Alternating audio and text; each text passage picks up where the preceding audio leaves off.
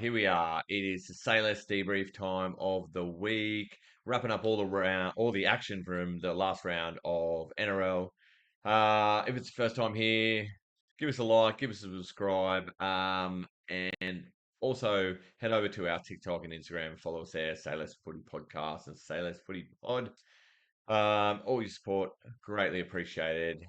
Anyway, as I said last week, business end of the season, second last round, wrapped up in a neat little bow.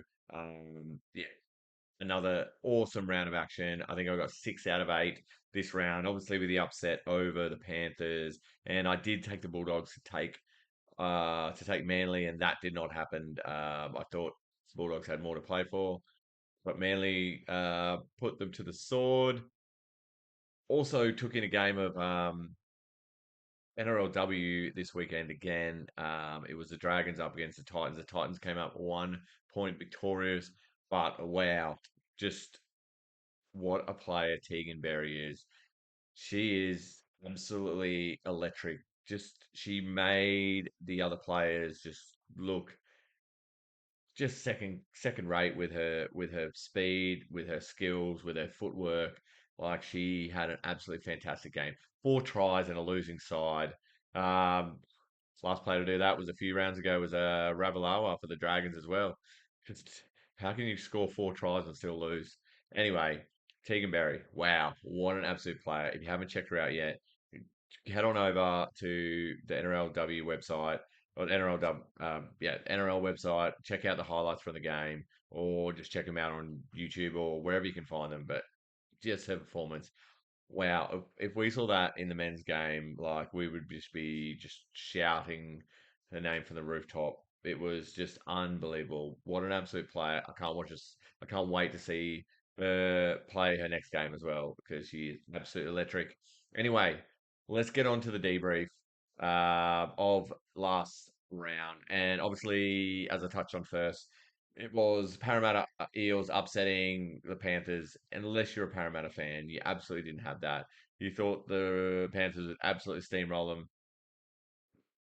Eels blew them off the park in the first half, and it was King Gutho. Like, who would not want him in your team? Like, he absolutely bleeds blue and gold, but just like even when he was knees absolutely cooked, he just wouldn't refuse to go off, but still sort of chasing back. Like what a player! Like he absolute X factor for Parramatta. No Mitch Moses, just took control of that game and just you know, it's as Brad Arthur said after the game. He could his knee was done 10 weeks ago, but he refused to get anything done to it till the end of the season. Kept playing on through the pain, but just must be frustrating for Eels fans to see. Uh you can beat a Panthers side.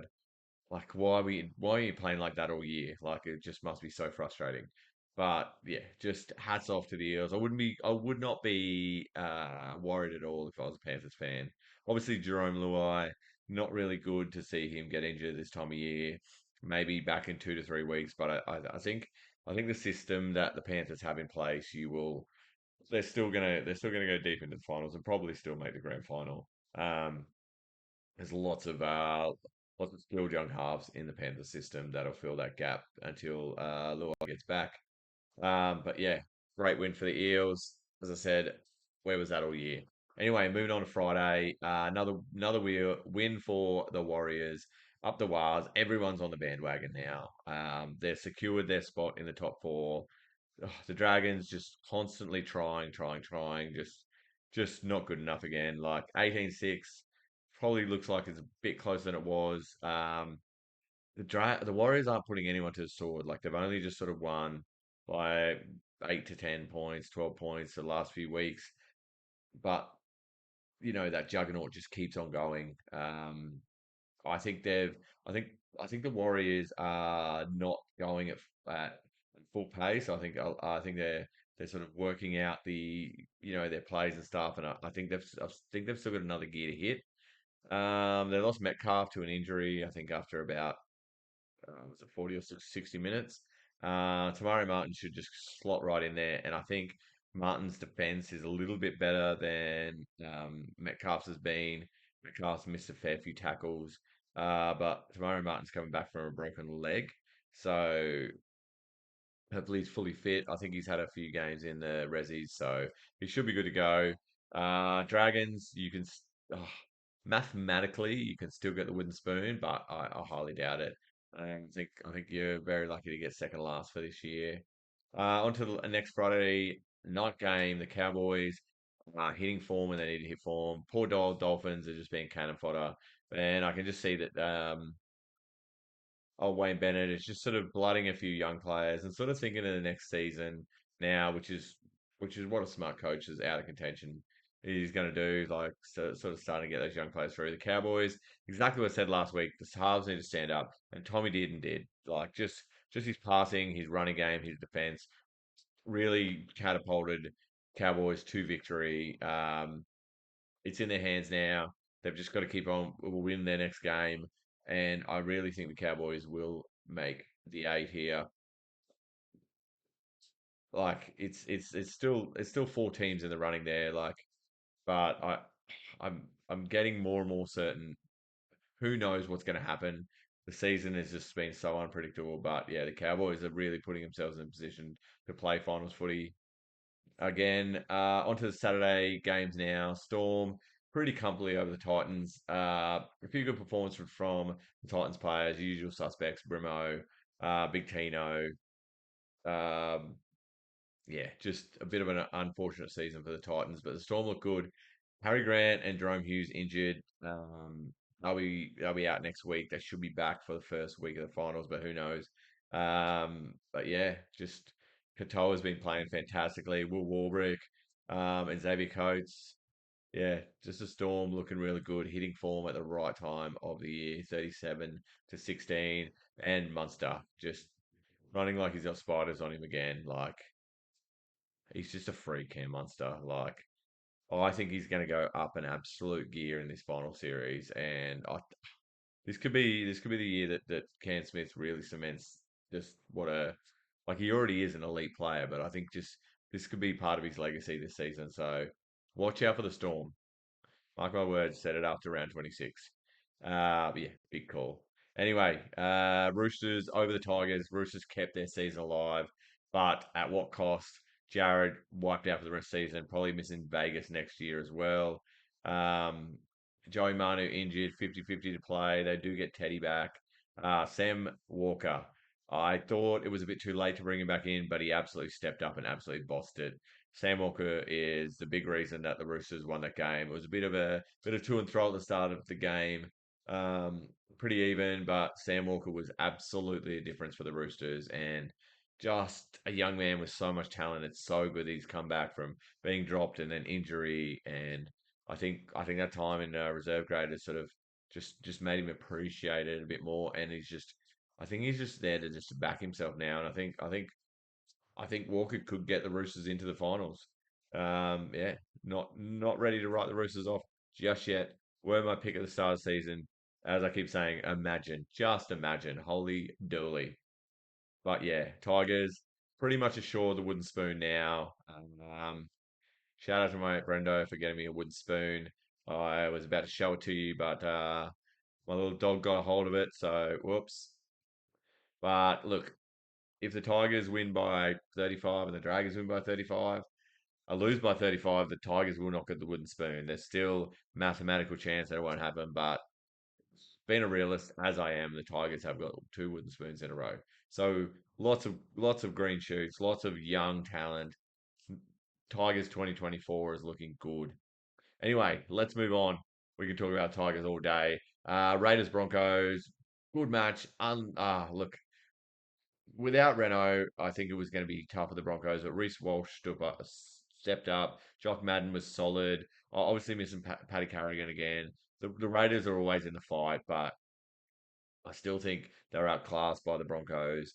A bit of talk around the hit of Joey Tarpanay at the end of the game on Reece Walsh. Fair game, play to the whistle. Like Walsh was having a laugh about it after he got up. Yeah, the Raiders just were looking like a top four side a month ago. They could still miss the eight. It's going to be close, but even if they make the eight, I think they're going to limp in and just go out in straight sets. Like I don't know what's happened to the Raiders at the end of the season. I thought they were all up for Jackie White and leaving, Croker retiring. Yeah, I, Horsburgh's going to be suspended for the next 3 weeks. That's his season done.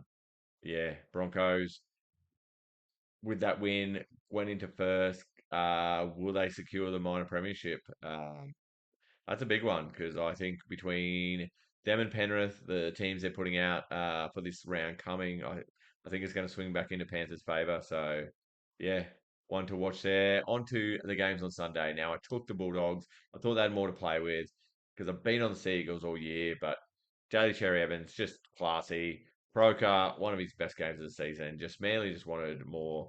Good to see the young guy, what is it, Chan Kum Tong. Wow, just the way that the whole club got around him and what he means to that. I think he'll what he means to the Seagulls. I think we're going to see a lot more of that young man from years to come. Bulldogs played the game that I thought they would play with just a kicking game from Burton. Got him a few tries, but Seagulls are just way too classy. The last game, Sunday, Knights over the Sharks. The Knights just keep on marching. Is this a season for the Knights? They are absolutely red hot. Halen is killing it. Shout out to Tyson Gamble. Has not got any flaws this year. Is absolutely fantastic. Along with Phoenix Crossland. Adam Clune sliding straight in there. It's like Jacko Hastings wasn't even there. Just the forwards have been fantastic. Knights are just way too good for the Sharks. Obviously, missing Nico made a big difference. Connor Tracy's still been good.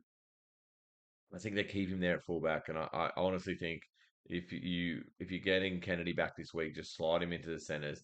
He still has that sort of sweeping run, and he can pass. I think that'll work for the Sharks. I think getting Nico back in next to Braden Trindle, I think it'll steady the ship. I think the Sharks just running into a red hot Knights, and without Nico, really told. But yeah, once again, just an absolutely fantastic round of footy. One round to go, and just so much still to be decided. Like, wow, what an exciting season of NRL. Like, if you're not enjoying NRL this season, you don't love footy. Like, just hands down. Like, ah, I'm back tomorrow with my tips and my betted around coming up. But if you made it to the end, you absolute fucking legend. Absolute legend.